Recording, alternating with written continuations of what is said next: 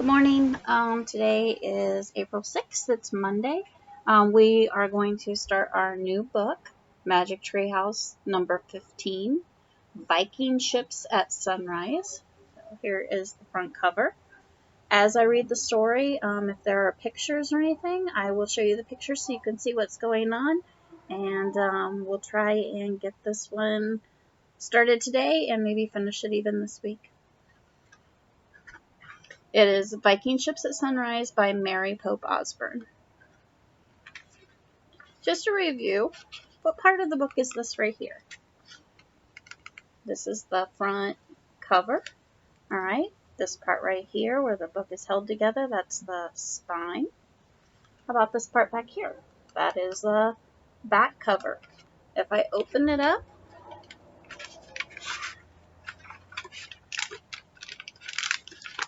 to right here, this is called the title page. It again has the title and who the author is. So just a review of the different parts of the book so you guys don't forget that. All right. Chapter 1 is Before Dawn. Jack opened his eyes. A thin gray light came through his window. His clock read 5 a.m. All was quiet. Today we're going to ancient Ireland, he thought. More than 1,000 years. Morgan Le Fay had told him that it was a very dangerous time with Vikings raiding the coast. "Are you awake?" came a whisper. Annie was standing in his doorway. She was already dressed and ready to go. "Yeah, meet you outside," said Jack as he climbed out of his bed. He pulled on his jeans, t-shirt, and sneakers, and he put his secret library card into his backpack with his notebook and pencil. Then he hurried down the stairs.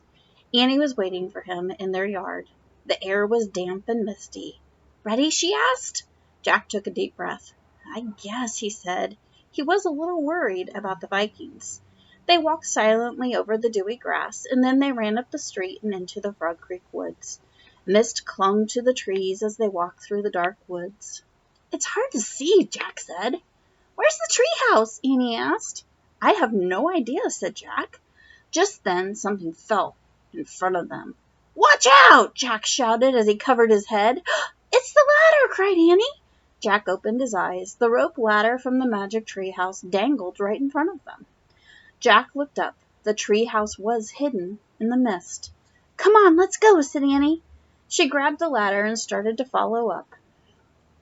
They climbed through the wet air and into the treehouse. "Hello," said Morgan. "I'm glad to see you." She was sitting in the corner, and at her feet were the scroll they'd brought back from Roman times and the bamboo book from the ancient China. "I'm so glad to see you," said Jack. "Me too," said Annie. "It's good that you both came early," said Morgan. She reached into the folds of her robe and she pulled out a piece of paper. "Here's the ancient story you must find today," she said. Morgan handed the paper to Jack, and on it were the words, Serpens Magna. The mysterious writing reminded Jack of the writing from their trip to the Roman town of Pompeii. So here is the picture.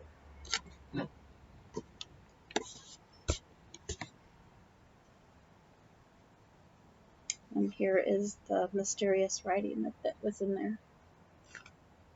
I'm gonna turn this a little bit. The sun is starting to come out. That way you guys don't have sun right in your face. "That looks like Latin," he said. "Very good," said Morgan. "It is Latin."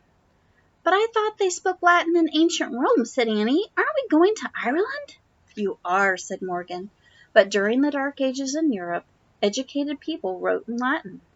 "The Dark Ages?" said Jack. "Yes," said Morgan. "The time after the fall of the Roman Empire." "Why is it called dark?" said Jack. "It was a difficult time," said Morgan. "People had to work very hard just to feed and clothe themselves. There was not a lot of time for playing, learning, or making art and music." Morgan pulled a book from her robe. "Your research," she said, handing it to Annie. The title read, Ireland, Long Ago. "Remember," said Morgan, "your research book will guide you, but in your darkest hour." Only the ancient story can save us, Jack and Annie both said together. And remember this, said Morgan, it must be your darkest hour, when there is no hope left. If you ask for help too soon, it will not come. And we will have to find the story first, said Annie.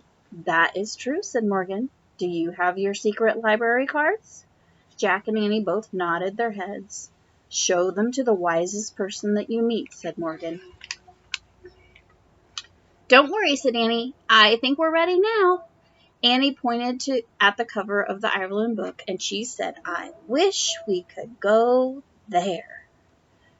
She gave Morgan a little wave and said, See you soon. Good luck, said Morgan. At that moment, the wind started to blow. The treehouse started to spin. It spun faster and faster.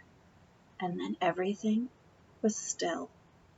Absolutely still. Chapter 2, The Steep Climb. Jack opened his eyes. The light was still gray, but the air was even damper and colder than in Frog Creek. Wow, I'm in a long dress, said Annie. It's scratchy. Hey, I've got a little purse on my belt, and it has my library card in it. Jack looked down at his own clothes. He was wearing a shirt and trousers made of heavy wool. He also wore leather slippers, and in place of his backpack was a leather bag. Wow, said Annie. Look out the window. This really is like the Dark Ages. Jack looked out too. He couldn't see anything in the mist. It's just because the sun's not up yet, he said. I'd better check the book. Annie handed the Ireland book to Jack, and he opened it and he started to read out loud. The early Middle Ages were once known as the Dark Ages because learning and culture nearly vanished throughout Europe. Scholars today praise the brave Irish monks who helped keep Western civilization alive. What do civilization and monks mean? Asked Annie. I think civilization is when people have books, art, and good manners, said Jack. Monks are religious people who spend their time praying and reading and helping people. Well, I don't see any civilization or monks out here. Monks out there, said Annie, pointing into the mist. Jack pulled out his notebook and he wrote, Brave monks in Ireland. Then he looked at Annie. If we find civilization, I think that we'll find the lost story, he said. Let's go then, said Annie. She lifted her skirt and she climbed out of the window. Jack read more in the Ireland book. The monks copied the ancient writings in the Western world. Before printing was invented, all books had to be written and copied by hand. Hey, Annie called, we're on a cliff. She was outside, and we're above the ocean. Be careful then, said Jack. He stuffed the Ireland book into his notebook and into his leather bag, then he climbed out the window. Annie was peering over the edge, and Jack looked too. There was a rocky shore 20 feet below them. Waves were slapping against the rocks. Seagulls swooped and glided above the sea. It doesn't look like there is any civilization down there, said Jack. Maybe we should climb those, said Annie. She pointed to the steep steps cut into the side of the cliff. Jack looked up. The cliff also rose above them in the mist. We better wait till the sun comes up, he said. Well, let's just go super slow, said Annie, and she started to climb up the stone steps. Wait, Annie, said Jack. They might be slippery. Whoa, she said, almost falling backward. I tripped on my darn dress. I told you to wait, said Jack. It's too dangerous. Just then, something fell from above. Watch it, said Jack, and he put his hands over his head. Hey, it's a rope, said Annie. Jack saw a thick rope dangling down the stairs. Where'd this come from? He asked. It's like when Morgan dropped the ladder to us, said Annie. I bet someone's trying to help us. Yeah, but who? Said Jack. Well, let's find out, said Annie. She grabbed the rope. I'll use it first, and once I'm at the top, you can come after me. Okay, but hurry, said Jack, and be very careful. Jack waited as Annie started to climb up the steps.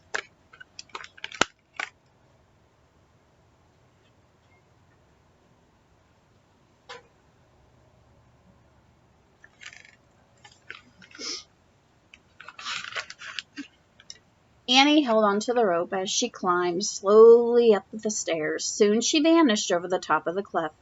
"What's up there?" Jack shouted, but his voice was lost in the sound of the waves. He grabbed the rope and started up the steps, and at the top of the cliff he pulled himself over the edge. "Ah!" boomed a deep, jolly voice. "It's another little invader!" We'll stop right there for today. We'll start chapter 3, Brother Patrick, tomorrow. Hope you guys have a good day, and I'll talk to you tomorrow. Bye.